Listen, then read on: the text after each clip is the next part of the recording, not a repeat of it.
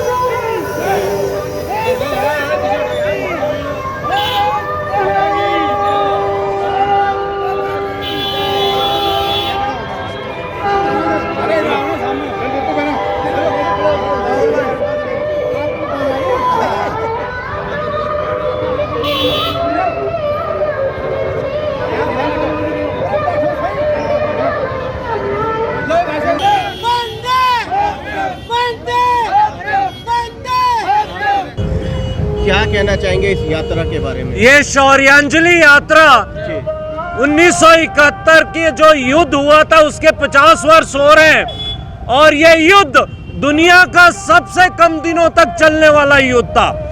13 दिनों में हमने 93,000 सैनिकों का आत्मसमर्पण कराया और कमाल की बात है कि हमारे 5,000 सैनिकों ने 93,000 सैनिकों का आत्मसमर्पण कराया और हमने नए देश का निर्माण कराया, बांग्लादेश का। भारत माता की भारत माता की 21 राज्यों में 3.5 महीने नॉन स्टॉप ये यात्रा चली है परमार्थ निकेतन के द्वारा।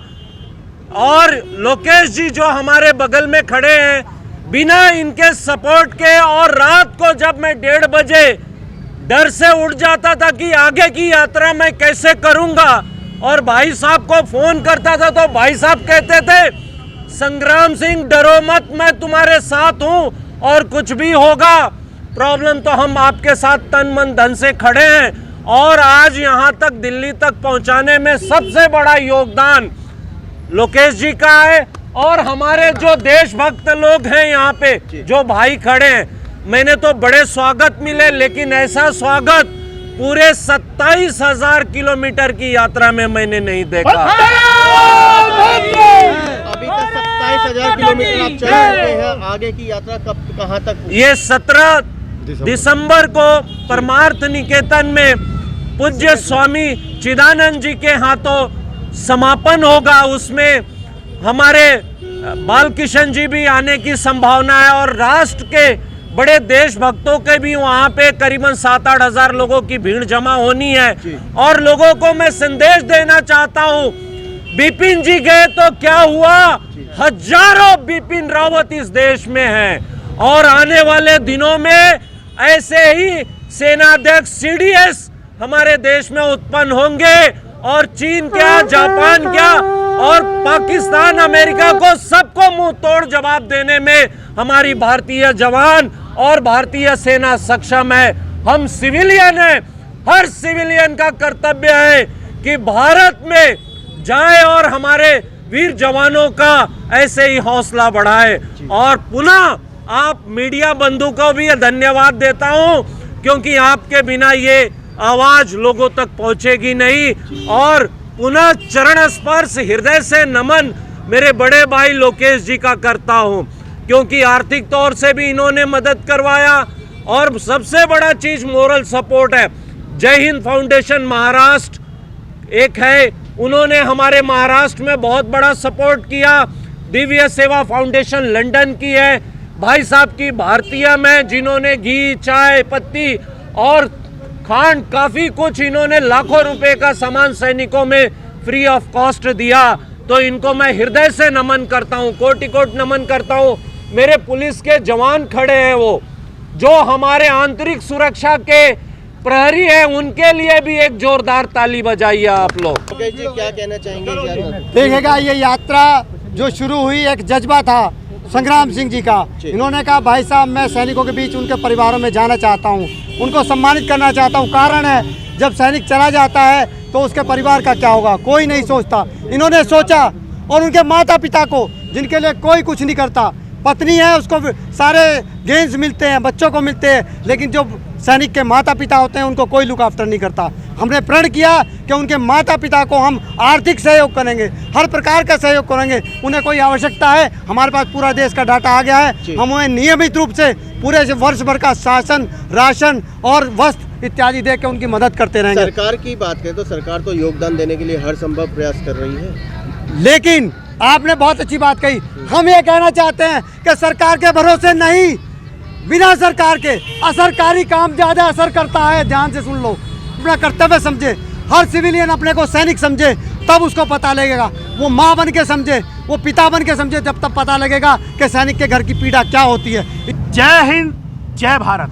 देखो हमारे पास शब्द नहीं है इस यात्रा के लिए। बहुत ही हमारे बड़े भाई, हमारे सैनिक जो संग्राम सिंह जी, इन्होंने जो यात्रा निकाली है, ये हम सब के लिए प्रेरणादायक है। और हम चाहते हैं कि इस यात्रा में यथासंभव जो हमसे हो सके, जिस तरह से हमारे बड़े भाई साहब संग्राम सिंह जी ने जो बताया, इसमें हम पुरजोर जितने भी हम दिल्ली वासी हैं जो है मिलजुल करके इस कार्य को करें। और जो हमें प्रेरणा हमारे बड़े भाई साहब लोकेश जी ने जो सुबह 7 बजे उठ करके हमें दी, कह रहे आप सुधीर जी कहाँ हैं? मैंने कि मैं यहीं पर हूँ। जो कि मैं आपको बता दूँ, अपना थोड़ा सा परिचय देना चाहता हूँ। मैं ब्रजवल्लभ सेवा समिति जो कि NGO है, वो धार्मिक कार्य करती है और सेवा में लगी रहती है नित्य तत्पर।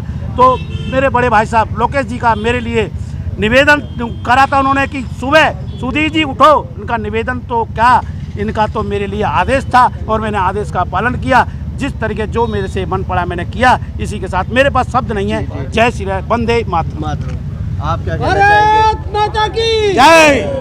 बंधुओं, जो ये यात्रा है, ये यात्रा नहीं है, ये हमारे दिल को छूने वाली वो यात्रा है।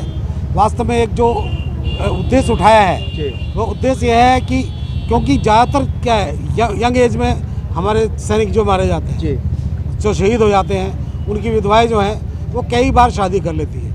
लेकिन उनके पेरेंट्स को जो है, और जितना भी जो भी योगदान मिलता है सरकार की तरफ से, वो उसकी श्रीमती को मिलता है। उसके बाद में उसको वो विवाह करने के बाद में पुनः अपना घर बसा लेती है। लेकिन उसके परिवार को, जो उसके वृद्ध माता पिता हैं, उनके लिए कोई भी योगदान नहीं मिलता है। हमारी ये जो सहयोग है ये उसी लिए है, और ये यात्रा मुख्यतः उसी के लिए है कि उनके माता पिता को उनका पुनस्कृत करें और उनके लिए जो भी कर सकते हैं हम उनके लिए सम्मान करें।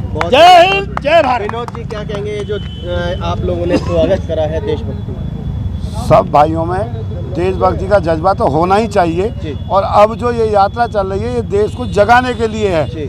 ये अपनी पर्सनल यात्रा नहीं है। हमारे भाई हैं जो संग्राम सिंह जी हैं, या हमारे भाई हैं बड़े लोकेश जी हैं, खेमचंद जी हैं, रिश्तेदार भी हमारे, इन्होंने बहुत अच्छा काम करा, लोगों को जगा रहे हैं। और जो हमारे वीर सैनिक शहीद हुए हैं, उनकी क्षतिपूर्ति नहीं हो सकती, उनके लिए नमन करते हैं। कल भी हमारे वीर सैनिक शहीद हुए हैं श्रीनगर में, उनको भी हम श्रद्धांजलि देते हैं। और सारा देश एक साथ है उनके साथ में। जो भी हम पे मदद बनेगी हम जरूर करेंगे, इसमें हम पीछे नहीं हटेंगे। देश के लिए जीना है, जिसके लिए मरना है, कि अपने लिए तो सब जीते हैं, उनके लिए जियो जो उनका कोई नहीं है। जो शहीद हुए हैं, मरे नहीं है, वो अमर हुए हैं।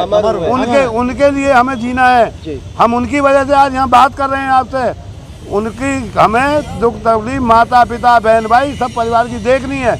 और आगे हमने एक साथ होकर पूरे देश को, समाज को इकट्ठा करके फौजियों के, अपने भाइयों के साथ रहना है।